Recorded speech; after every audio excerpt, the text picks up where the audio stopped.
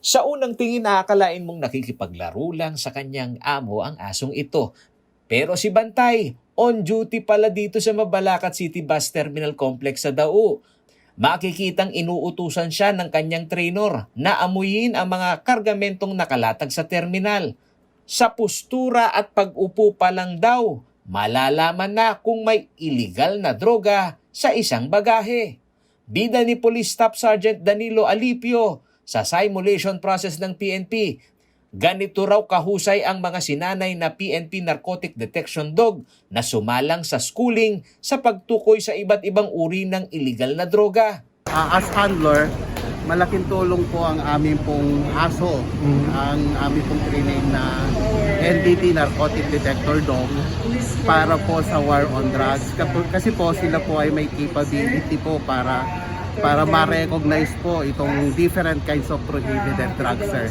Tandem ang police dog handler sa kanyang aso na sumailalim sa training. Ayon kay Staff Sergeant Alipio, 6 hanggang 8 buwan na magkasama ang handler at ng aso.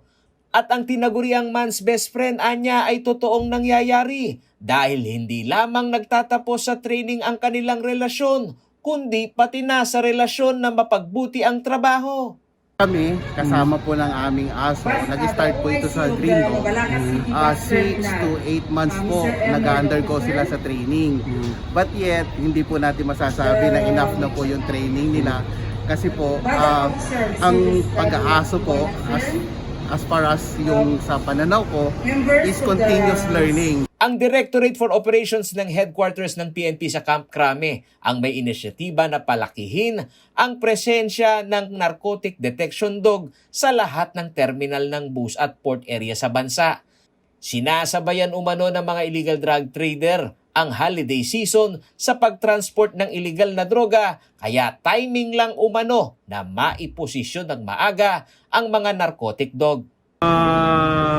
Drug traffickers naman, gumagawa sila ng paraan para hindi natin sila ma-detect.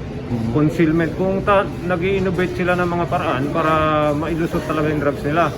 So itong narcotic dogs na to, napaka-dependable nito kasi ito, although naka-conceal dyan, nadedetect pa rin ang pangamoy nila. Samantala, kahit 20% lamang ng mga bus na operational sa Mabalacat City Bus Terminal Complex, ayon sa OIC General Manager na si Elmer Lopez, hindi lamang police visibility na crime deterrent ang buti ng tandem ng narcotic dog at handler nito. Pagkakataon din anya ito upang masiyasat ang mga kargamento na bumabagsak sa kanilang terminal.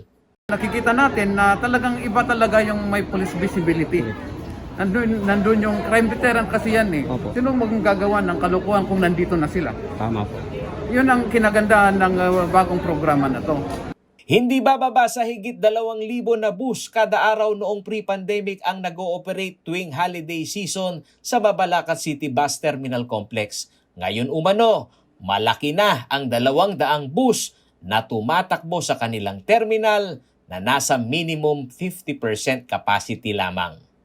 Paulo G. Santos, CLTV News.